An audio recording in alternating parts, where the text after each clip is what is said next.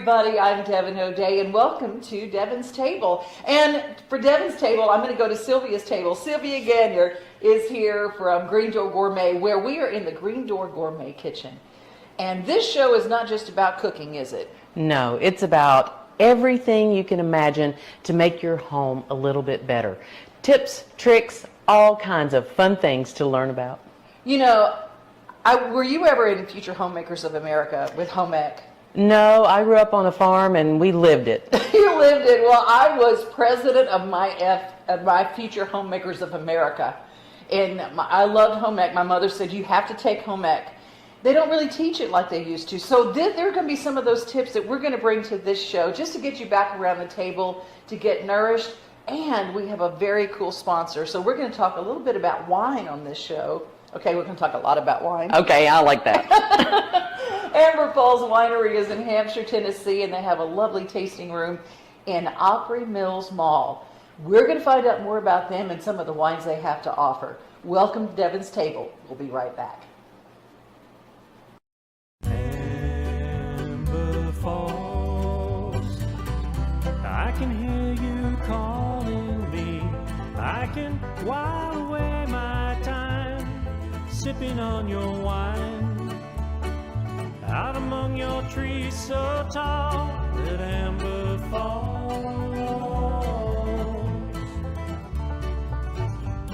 One of the nice things that we've done, and one of the reasons we built the way we did, is that we have a very attractive and I think unique tasting room where people actually come down into a real wine cellar to taste our wines. Our outside venues are very, very attractive and popular, where we have music on a regular basis throughout the summer. We have our Music on the Ridge series, which on Fridays and Saturday nights. We occasionally have music on Sundays. As the winter months come along, we have special events. We'll have a big Snow Village Christmas display down here. So we do things year-round, and of course, I guess the biggest thing we do is our Cajun Fest, which we have on the Saturday Memorial Day weekend. We'll do several thousand pounds of crawfish. We'll have jambalaya, etouffee, fried alligator, live bands, Cajun bands that we bring up from Louisiana. So it is quite an event, and that's probably the highlight of what we do during the year. In Tennessee, the wine business is really growing at quite rapidly, and we're part of a wine trail here, but it makes it really a beautiful setting to be able to drive down the trace, very relaxed, and see the beautiful scenery, and be able to leave the trace every now and then, go to a winery and get back on it, and just watching people enjoy themselves at a venue that we can provide is really very rewarding. We love the Four Seasons, we love the people, and we just love this area. We love the beautiful hills of Middle Tennessee.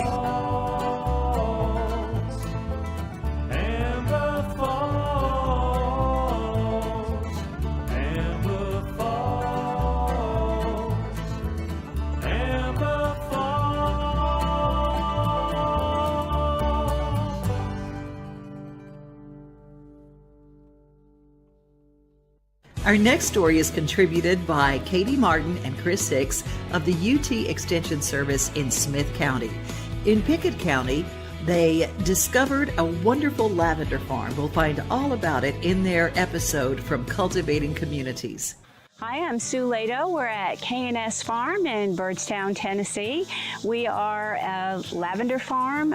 We also are beekeepers. We have our own apiary, and we have a multitude of farm animals that we also have on the farm for your enjoyment. I've always been intrigued by lavender. I was a combat casualty nurse the last 13 years of my nursing career, and I was always looking for holistic things to help with some of the PTSD, anxiety, hypervigilance that some of my guys were having, and lavender just kept kind of popping up. So it intrigued me enough to start growing it and to start making some products, and they were kind of my guinea pigs, if you will. Let them try some of the products that I made. I made a lavender therapy dough and some eye pillows, just common things that that you can find on the market. And evidence-based, it was awesome. We had just awesome results with it. So I told my husband when I retired in 2018 that I wanted to go ahead and grow lavender, and that's kind of how we got started. We do tours. This came about, unfortunately, with COVID. I guess it was a blessing in disguise. I started growing the lavender just as a craft, if you will, something to kind of keep me busy and occupied. And then when COVID hit, it just seemed like everybody was indoors and people couldn't get out. So we thought, you know what, why don't we open the farm to the public and let people walk through? They didn't have to wear a mask. They could be outside. They can enjoy this. And one thing led to another, and I tell you, it's been a blessing ever since. We've just been really blessed with all the folks that have come through from all over the country. Actually, they come to Dale Hollow Lake and they vacation and they find their way up here to our little slice of heaven. We're part of the United States Lavender Growers Association, so I did about 2 years worth of research before we put our first plant in the ground. Billy was a blessing. I think the first time I called him and told him what I wanted, he said, lavender. I'm not really sure about that. But he put us in touch with Mr. Rob Holland, and Mr. Holland came up with Billy, and we sat on our porch here and gave him our business plan and what we wanted to do, and he's been nothing but a support for us ever since. We have very clay soil up here, and so we really had to amend what the plants were put in, and we put them in boxes for several reasons. Once again, because we could amend the soil. So they're actually in a potting mix with some bone meal and some limestone. It's easier for us to keep everything kind of at bay. We have 80 plants in the ground, and we've decided at first we were going to do 100 more. After this year's harvest, we decided I think we're going to stay with the 80. It's just my husband and I, and it's quite a challenge when it all comes into bloom. So we have 5 different varieties that we grow, and the majority of our variety is what you call intermediate. It's called phenomenal. And when that all comes into bloom, this big one right here, when this comes into bloom, I can get about 45 bunches off of this plant right here. So when you're harvesting and hanging and having to make wreaths and wands and everything else, it can be quite time consuming. Well, we start you off by actually having you come over and touch the lavender. We have you smell it, and people don't realize. They're like, oh, yeah, it's kind of all right. But then we have you actually run your hands through it and actually get the fragrance from the lavender. And people bring their hands to their face and they're like, oh my gosh, they just love that because the whole plant is usable. So we kind of tell them what we do with it, as far as soaps and things like that. We walk them through our grapes. We have 3 different types of muscadine grapes. Our little bed over there is what we call our pollinator bed. We are beekeepers as well. We do put up our own honey, so we talk to especially the youngsters about pollination and how important pollinators are. And it's amazing because people think, oh, bees are pollinators, but they don't realize that hummingbirds and butterflies and bats, they're all pollinators. So it's amazing how many times people are like, wow, I didn't really know that. So, and then of course we just walk them around here. This is what we call our Walk by Faith garden. Once again, it's just kind of a wildflower mix. And as you can see, we get lots of butterflies and bees and our hummingbirds. And so we walk them around the back. We have on this side over here, we have all of our culinary lavender, which is lavender that you can actually cook with. You can cook with the intermedia, but the angustifolia is really what you want as far as your flavor, robust flavor. So everyone gets to feel that and touch that and smell that too. We walk them around to the back. We grow our own loofah. You'd be amazed how many people don't realize that loofah is actually grown. So it's in the cucumber family. We infuse it into our soaps. We sell it in our shop. So yeah, people are really amazed at how, they think it comes from the ocean. And then of course on the other side we have our goats, we have our chickens, our horses. Winston, our potbelly pig, is out here wandering around. We have our own little shop, a farm shop, and we tell people that pretty much everything that's in the shop is grown, harvested, and produced by something on the farm. We do go down into town occasionally, and we'll do the local farmers market down in town. Honestly, since I'm the only one making the product, it's amazing just to keep our store stocked. When we have 5 or 6 families come in at a time, they can wipe our little store out. So we decided that we're just going to stay, fairly home-based, if you will. Really encourage people to make an appointment to come on up, and in that way we can spend the hour and 15 minutes kind of walking them around, giving them that really good interactive tour. So, yeah. While K&S Farms is about 8 acres, they certainly make use of every single inch. After learning a little bit about the lavender, it was time to meet the livestock. Everything from chickens, goats, a pot-bellied pig named Winston, and of course my personal favorite, the Clydesdales housed on the farm. We started the Clydesdales, about 20 years ago. My husband was active duty military, and when he retired up in Connecticut, that was our last duty station. I've always ridden all my life, and he wanted a bigger horse. He kind of felt like he needed the bigger horse to ride, so kind of got us intrigued with the Clydesdale breed. And we had friends who had a livery business, a very thriving livery business, and they started subcontracting us on the weekends.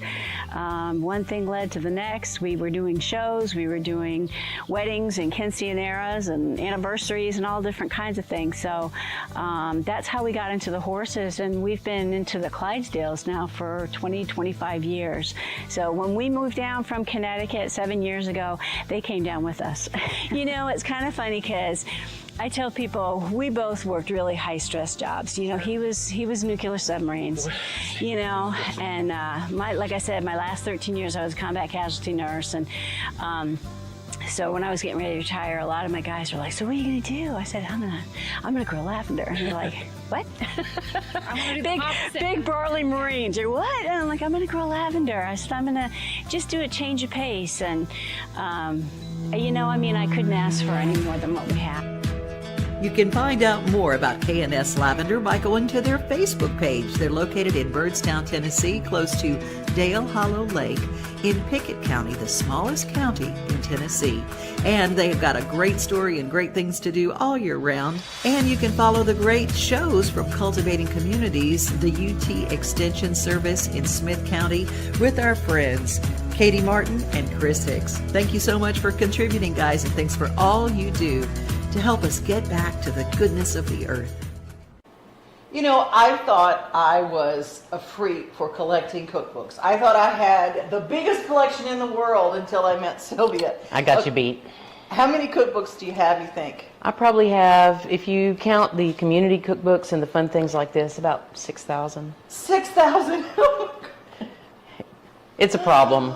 Well, we all do, and we can look up, people go, "Oh, why do you need cookbooks? Why do you need cookbooks?" Because you can just look it up on the internet. It's not the same. No, it's not. There's something about holding the book. Mm-hmm. And there was a great series called The Dirty Pages. Did you ever hear about that? No. What was Because it? The best cookbooks, when you open them up, they have splotches and spots and stains, and that's where a home cook has used that recipe over and over and over again, and it's the best recipe. I love that. When I did my Southern Food, which was my cookbook, it's on Amazon, you can find it, but they said, "Where do you get your recipes?" And I said, "The binder." We saved all of our family recipes, but my little grandma, in her little handwriting, her little arthritic hands, would write these recipes, and they were all splattered with gravy, so we scanned some of those recipes into the book, and it's one of my treasures, because a lot of people would never know her, but now they know her through food. And that's the way the Southern cook is. You know, there's always, if you go to one of those Southern meals and everybody brings a potluck dish or whatever, everybody's known by their dish. And then they all say, can I have the recipe? And the lady says, oh, sure. But she always leaves out one thing. So it's never as good as when she made it.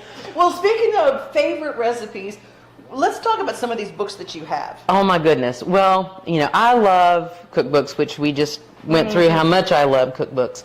But whether it's from a research standpoint, you know, over here we've put out some of my favorite Cajun ones. They're like everything you can imagine for that, including how to make king cakes.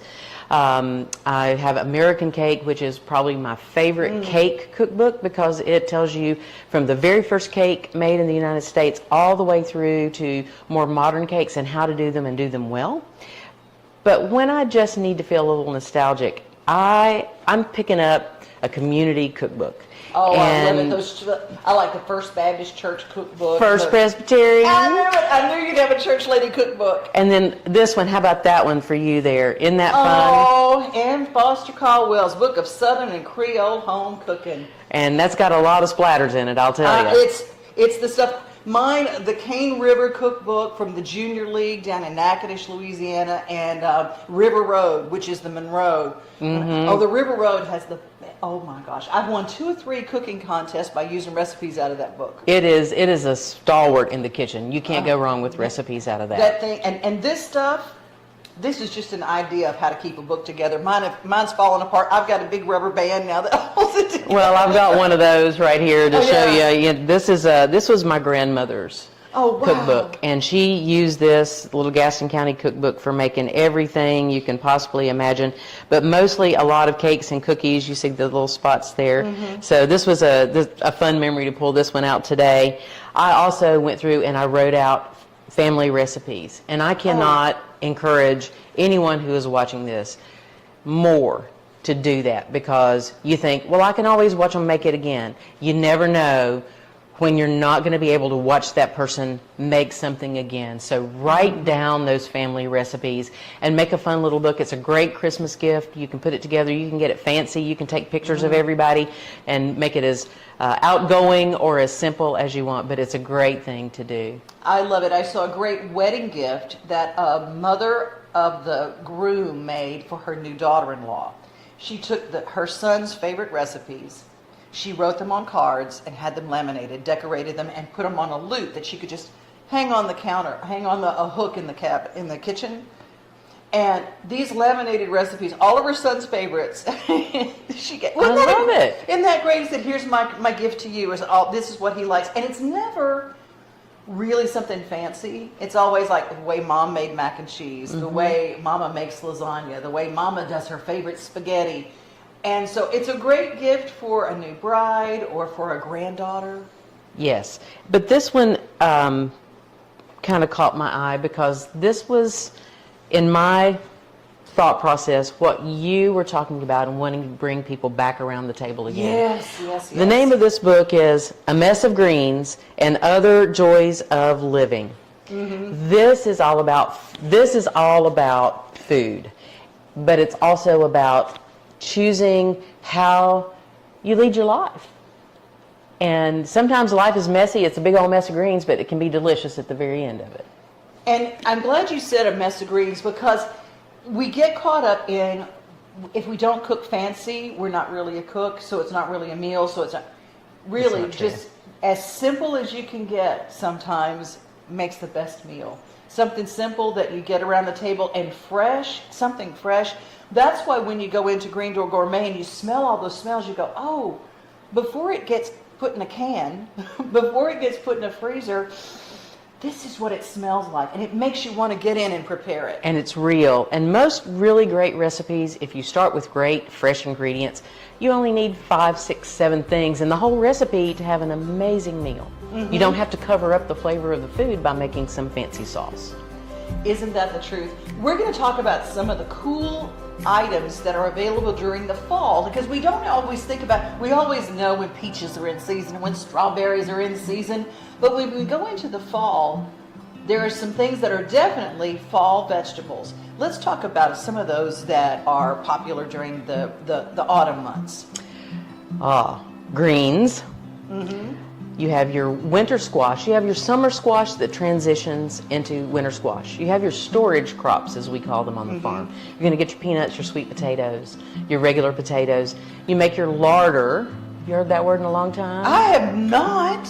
A larder, which is your pantry, that's going to get you all the way through the winter. So those are some of the things we're going to talk about and demystify how to handle some of them that people are terrified of. Yeah, how not to cut your hand open when you're trying one of them, because winter squash are hard. There's a way to do this and do it safely, and we're going to talk about that. Yes, there's a couple of tricks that I can't wait to show you. And we can't wait to talk about wine. Amber Falls Winery has some delicious wine. Coming up, we're going to talk about how to actually open a bottle of wine. A lot of time we get so crazy. If you go to try to get a bottle opener, if you've not opened a lot of bottles of wine or you're stuck without a bottle opener, we have all sorts of tips to help you with. We'll be right back with Devon's Table. Let me turn you on to a place where I find my great cookbooks. Go to McKay's. It's over on the west side of town. It's on the Old Hickory exit off I-40. They have a great cooking aisle filled to brimming with books, and including general kind of cookbooks, or you've even got the club collections like the Cotton Country, one of my favorites, and it was a steal at $3. I mean, come on. Plus, they've got genre cooking, different ethnic versions of cooking. Any kind of cooking that you want to learn, they have probably got a great book for a great price to both instruct you or give you a wonderful recipe. Maybe it's an old-time favorite you're trying to find or replace that might have belonged in Grandma's kitchen, or maybe it's a brand new one that you just are looking for a great bargain on.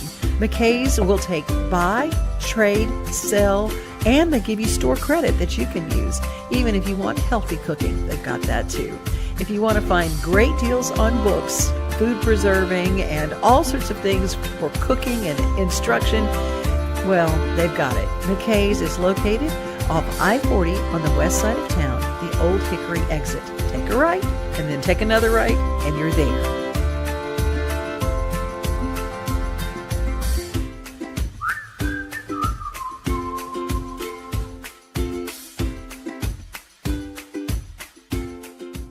Hey, farmer, what's for lunch? Oh, black bean and beef chili is steaming in the pot. Homemade chicken salad and coffee, super hot. Fresh roasted veggies and succotash too. Grab a scoop of tuna salad if you're passing through. Tabbouleh and noodles and tomato bisque galore. Fill up your plate and come back for some more. Yum, yum.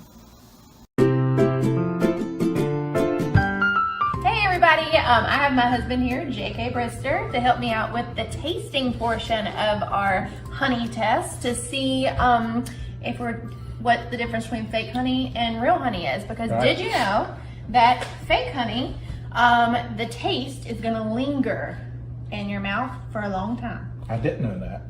Real honey is going to go away in a matter of minutes.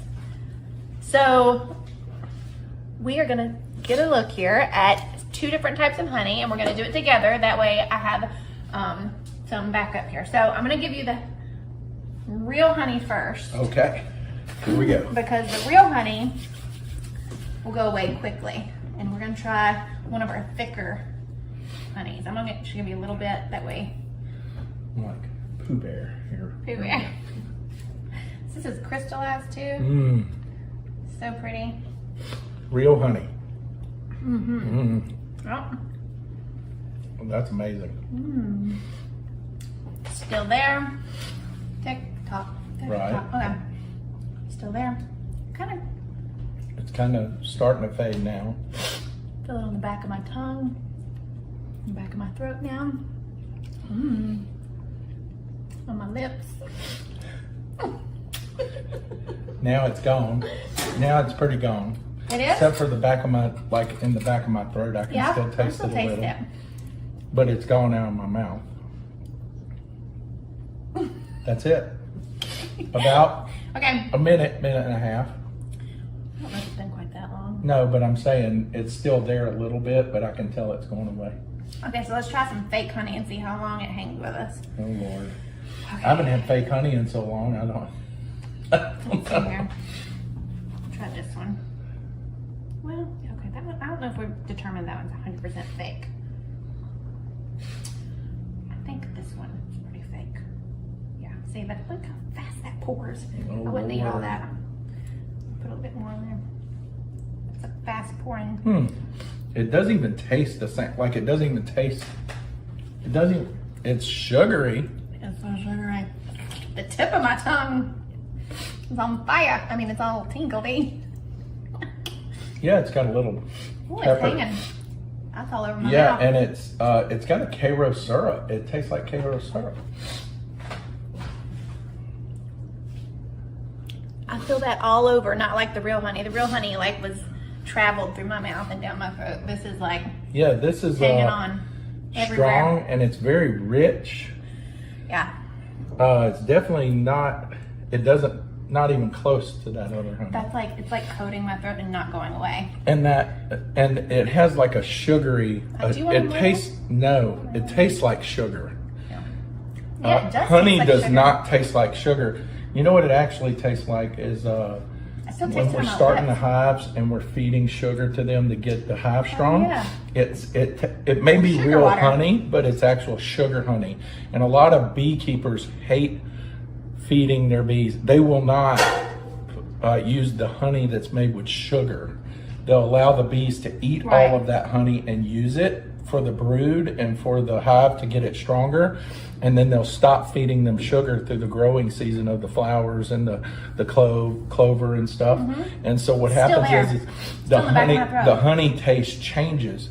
That if that is real honey, not real it's honey. sugar honey. Still in my mouth. Meaning that Now it's in my cheeks. I know, but what I'm saying is it could be real honey, but not it's real all honey. if it's made on a big bee farm, just they're determined. feeding sugar. It's still in to our it. mouth. You still taste I know. it. It's That sugar. first honey wasn't still there. It's sugar honey, but it's probably Karo syrup. Yeah, it's in my Here, let me cheeks, taste. in my dimples, behind my dimples. Let me do this since we got all this chemistry. It's beautiful and everything. I'm gonna do the.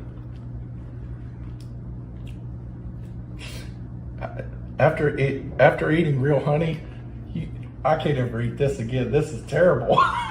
It's not even close to either one of those, but the consistency of this is like this. So there you go. Taste your honey. That's the most funnest way. That's right. To see if your honey And is real or then not. when you're done tasting the honey, you just get a good little honey kiss. Like that.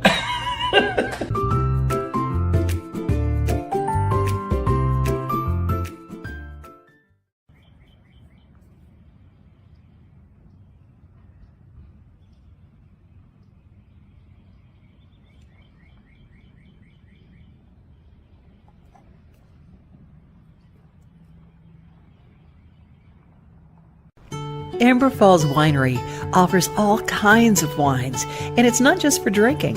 It is for adding to pot roast and wonderful meat dishes. It pairs with cheese at a wine and cheese party beautifully. Plus, there are flavors and different kinds that work with fish and red meats.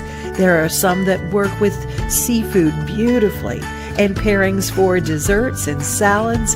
And there's an entire flight of different seasonal flavors too.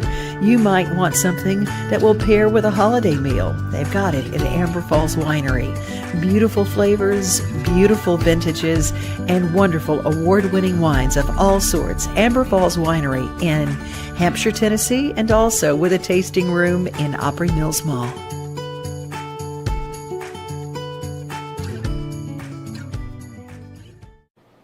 Amber Falls, Amber Falls. And we haven't Amber even Falls. drunk anything yet. I know. I'm grooving to Amber Falls. Did you know the people from Amber Falls Winery are from Louisiana? Well, no wonder. I know. They just decided that, you know, I always say one of the things that I always am a big proponent of is grabbing your passion. Just get on with life and make sure no matter what you're doing, what age you are, do something that you're passionate about. They left Louisiana in their retirement years and started a winery in Hampshire, Tennessee. I didn't have any idea how well wines And grapes grew in the state of Tennessee. Yes, we are hitting the map these days. There are a lot of places people only think of California, maybe Washington State, but Tennessee is holding their own these days. Tennessee wines are incredible. And if you want to go to Hampshire, Tennessee, you can actually stay there. They've got an Airbnb that you can stay right there in the winery. Because people go out to California for a winery tour. Well, guess what? You can stay right here in Tennessee and do a winery tour as well. We're going to do a winery tour now because we were talking about Cajun recipes and my favorite Cajun cookbooks, your favorite Cajun cookbooks. We've got a Cajun wine from Hampshire, Tennessee, from Amber Falls Winery. A Cajun-inspired wine, which is great. This is going to be a little bit on the sweeter side. So when you have some of that spicy food, you know, that Cajun and Creole is known for, right? This kind of balances out a little bit of that heat because the wine is a little bit sweeter. So it's good pairing to go along with that. Or if you have people like my mama who tried wine and she didn't really like it very much, so she put a little sweet and low in it. Oh, no, this is not that kind of wine. I know. You don't need any sweet and low in this. It's awesome. If you like a sweeter wine, my mama said always serve it over ice cubes and put a little sweet and low in it, and it's just perfect. Yes. Well, you know, a sweet red wine served over ice this time of year, slightly chilled or served with a little bit of ice, is not a bad thing, because we still are going to have some warm days that pop up all the way through December in Tennessee, and so you need something that is a little bit more refreshing.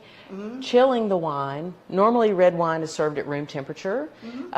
62 to 65 degrees is the perfect ambient temperature to serve red wine. But if you want a little cooler, just put it in the fridge for 15 minutes before you're going to serve it.